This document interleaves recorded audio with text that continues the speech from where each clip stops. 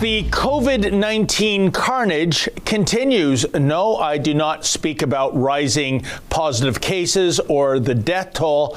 Rather, I speak of the economic carnage, i.e., the thousands of Canadians right across our great Dominion who are losing their jobs for failure to getting the jabs or disclosing their vaccination status. Indeed, in Toronto's Sun, the first front page of today, the headline reads, hundreds of Toronto District School Board staff placed on unpaid leave after failing to disclose vax status. And one of those employees just happens to be my guest right now. She is Lori Parrott. She was with the HR department of the Toronto District School Board and is now, well, on unpaid leave. Lori, thank you so much for joining me today. Thank you for having me. I really appreciate it. So, Lori, I think you bring a unique perspective, given that you are from the HR department. We have spoken to several teachers at various school boards. What I want to get to right off the hopper is this. Whatever happened to that concept, reasonable accommodation? Why does it have to be this draconian rule that we have to have 100% vaccination, or you must disclose your vax status, or you're out of a job? Well, I can't say or speak to that. It's the trustees that basically make the decisions. They've had 2 meetings in the past 2 weeks. They've got another meeting coming up. And it seems that there are only 2 trustees on the TDSB trustee list out of 24 that actually support choice. And everybody else is voting for a mandated vaccine for all staff. And, I'm glad you raised the issue of choice, because for decades now, we've seen from the feminist movement, when it comes to the abortion debate, my body, my choice. Has that gone out of fashion, that slogan, or does that merely pertain to terminating a baby's life? I believe that when it comes to COVID, that does not apply. I think for the most part, overall, it still applies to abortion, although that seems to be, with COVID falling off the wayside as well, that people have become either for or against something. Doesn't seem to be as much middle ground these days, in my opinion.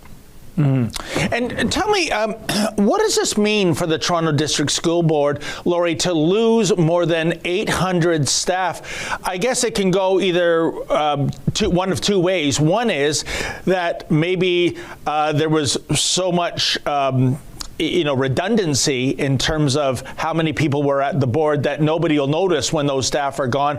Or maybe these are crucial staff members and the end result is going to directly affect and impede the education that the kids are going to get.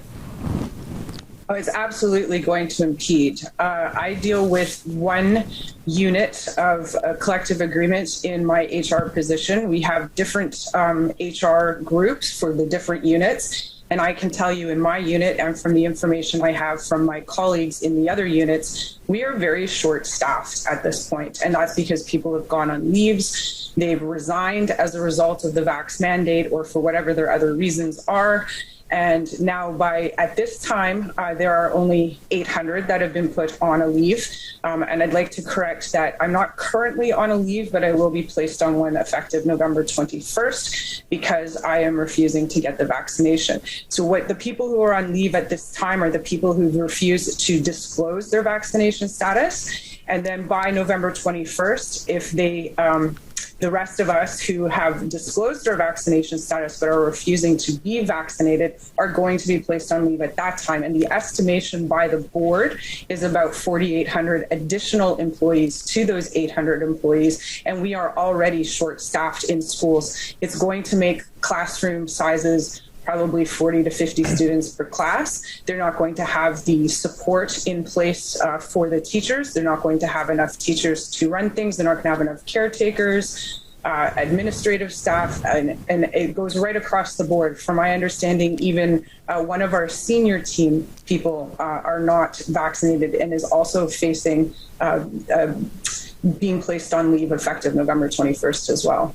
Wow, Lori, so it's much worse than what's being reported then, with this hard November 21st deadline for so many more TDS employees to make that decision. And what is the mood of people in your camp, Lori, that don't want to get the vaccination? I mean, I certainly respect your decision, but by the same token, this kind of coercion that you must get jabbed even against your will if you want to maintain your job. And my heart goes out to all these people because, hey, listen, at the end of the day, you got to pay the mortgage. You got to put groceries on the table. I imagine there are so many people in your shoes that are in just a terrible situation because of this mandate. That is absolutely correct. We do collaborate together and share information and share our feelings. Some people do not have any other recourse to go to for whatever their reasons are. They don't have other options. Those that had options are exploring those, and those include applying to different boards that do not have the vaccination mandate. Some have backup businesses like myself. I have my own business, and some people are just financially okay to retire or resign at this point. But the rest of them are scrambling in terms of what to do and struggling with this decision with their livelihood on the line. We are all very much against the vaccination because it's still in trials. There's a lot of health issues that come from it. People are dying. People are getting long-term health problems as a result of getting the vaccination, which are not always clear straight away once you have it. Sometimes it happens a few months later or a few weeks later or a few days later. It's not always immediate. And we don't know what's going to happen 10, 15 years down the road from now. So we are literally scared of getting this vaccine. We do not trust that it is safe just based on the information that's coming out now, and who's to say what's going to happen in the future. So our mood is angry, frustrated, scared.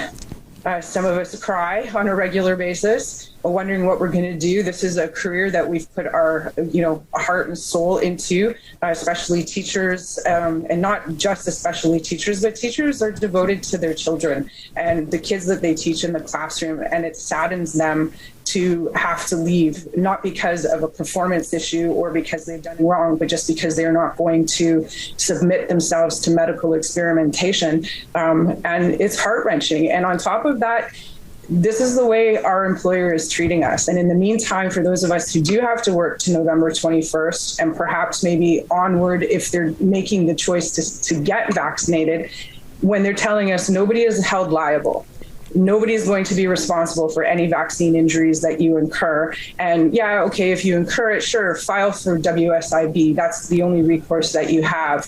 And, we're sitting here like, how can our employer treat us this way? And how can we devote ourselves to our job and to doing a good job and show up to work every day in a good mood, wanting to do a good job, when we are so easily discarded? In the trustees meeting that they had 2 weeks ago, they said TDSB employees are expendable and replaceable. How do you come back from that? And Lori, I'm glad you raised the issue of health complications. Is there any accommodation whatsoever? I know religious exemptions have been shot down across the board, but when it comes to one's health, if you can prove from your doctor that you run the risk of an allergic reaction, for example, is there any accommodation to those people when it comes to the Toronto District School Board? The information that was released last night from the trustees was, I think there's something like over 900 people who have applied for different medical and religious creeds. So far, they have reviewed and approved 2 of them, and they are medical exemptions. And I believe that they didn't give a lot of details, but those are based on what you're just saying, people who have pre-existing conditions or can prove to have allergic reactions to the ingredients that are in the vaccine. Pretty much everything else they've told us is going to be denied. So those 900 people who are waiting for a verdict are basically going to be denied. They say under pretty much no circumstances are they going to accept anything. And from my understanding, when the people I know who've gone to a doctor to request a medical exemption, everybody's saying no. All the doctors are saying no. And I know that it's been put out in the news that the doctors are being threatened with losing their license if they do approve medical exemptions, regardless of what the reasons are. They're not even exploring that they could be valid reasons. They're just being told that they will lose their license if they provide any exemption for anybody requiring it for work. Wow. And Lori, tell me, I don't know if you were unionized or not. Certainly the teachers are unionized. Has the union gone to bat for the rank and file at the Toronto District School Board?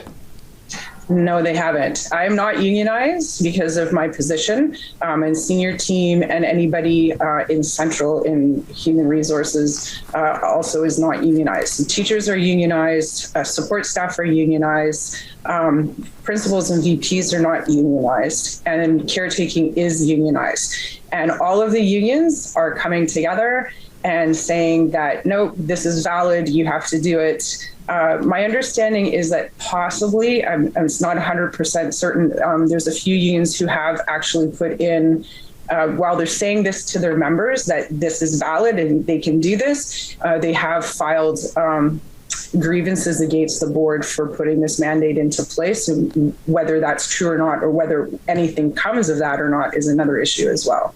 But basically, they're sticking together. And Lori, tell me, because you weren't a unionized employee, that puts you at an advantage in terms of filing a wrongful dismissal lawsuit. Is that a consideration you have moving forward? Yes, I have already consulted with an employment lawyer. And I've banded together with some other people in the TDSB who are trying to get Rocco Galati, as well as we've been speaking with and going on Zoom meetings with Roman Babar, who are trying to do stuff for us. It's unclear at this time if they can help us because we're such a large organization, which is a little bit outside of their scope. So, but individually, we can go to employment lawyers and seek some help. But it's not true that because I'm not unionized that I have an advantage. I don't. I'm in the same boat as everybody else, whether we're unionized or not. The employment law is the employment law as it is. Oh, I just meant in terms of when you are a unionized employee, there are various complications about filing wrongful dismissal lawsuits. I understand that from labor lawyers, but you're right. You're losing a job is losing a job, and it seems unjust to me and unjust to a lot of people. Tell me, Lori, November 21st will be here before we know it. That's that hard date in which it won't be just 800 and change employees without a position right now at the TDSB. It'll be several hundred more. Do you think that since, in your estimation, this is going to adversely affect the education of children, so many staff members laid off or fired, will the TDSB reverse itself if it sees that it simply cannot go on with that many people out of the system? Well, I can't say for certain, but I do know at the last trustees meeting, not yesterday, but the week before, they were saying that they've already started hiring since March of 2020 to predictably fill in spaces for people who will be placed on leave. And that includes all sorts of different staff. And I can say, being in HR, that in the unit that I deal with or handle or manage or assist, we have been doing hirings. Are they mass hirings? No. And even with those hirings, we are still short-staffed. I'm not in the teaching. I don't deal with the teachers' HR. I don't deal with caretaking or the PSWs and so forth there. But my understanding is everybody is short staffed across the board, regardless of this hiring. The TDSB trustees at that meeting basically said, oh, we've been hiring. We can replace everybody. It's not a problem. But from the numbers I'm looking at, it's going to be a problem. Safety in the school for the children and the workload for the teachers and staff that are remaining is going to be insane. And I don't think it's going to be manageable. Mental health is going to be an issue, and safety for the students and the staff is going to be an issue as well. You know, and Lori, since you are in a HR position, I'm just wondering, what is the lay of the land like at the Toronto District School Board, or even other school boards for that matter? I think one of the very unfortunate things of this pandemic, now that there are vaccines available, is the demonization of those who won't reveal their vax status or simply state, I'm not getting the jabs. It's turning employee against employee, sometimes even family member against family member. Do you see that kind of discord at Toronto schools? Absolutely. There's so many people who are entirely for and entirely against the vaccinations. And it is creating a divide with my own family, with other people's families, and within the school board and with the colleagues. There's just no understanding. And I believe that the media and everything else that people are reading and watching is just adding to it. It's a pandemic of the unvaccinated. The unvaccinated are the problem. Even TDSB policies at this point in time are stating that if you are fully vaccinated, number one, you don't have to submit yourself to testing, regardless of the fact that the viral loads in the vaccinated and the unvaccinated are equal, and you can equally spread and transmit the virus themselves. They are not requiring vaccinated people to submit to test the rapid antigen testing. Only the unvaxxed need to do that. And if there is an outbreak of a COVID within a school, which does happen, especially with the spec ed programs where the students are developmentally disabled, they need a lot of help, there's always people around them. There's been large outbreaks in those sorts of schools. Only the unvaccinated need to quarantine in a situation like that. The vaccinated are not supposed to quarantine or not required to quarantine. They can continue working as possible. In my opinion, and the opinion of the people that I'm speaking with that are my colleagues who feel the same as I do, that's putting everybody in danger, because they can still carry and they can still transmit. And you are allowing people to enter a building and to continue working with exposure to COVID, and you're not testing and you're not checking to make sure that those people are clear. It's only the unvaccinated. So that's a discriminatory policy to begin with.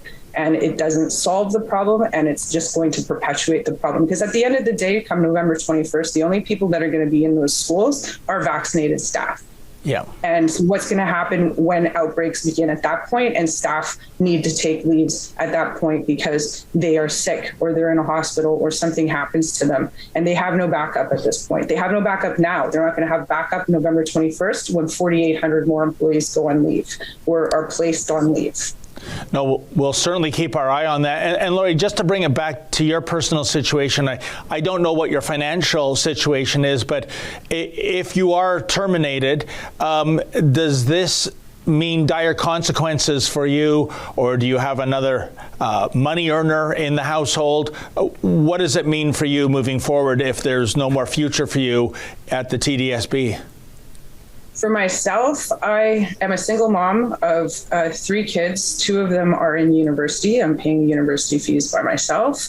I do have RESPs and, some backup income, savings investments at this time. I do run my own business, which, I've been running as a side business while I'm doing my full-time job with TDSB. However, I've recently been putting into place my 2-year plan into a tomorrow plan to get it sort of catapulted and jump-started into that area. It will take me a little bit to get there. I think that I would be able to survive myself. It's just going to be a little bridging of using some of my savings in the meantime till I get to that point.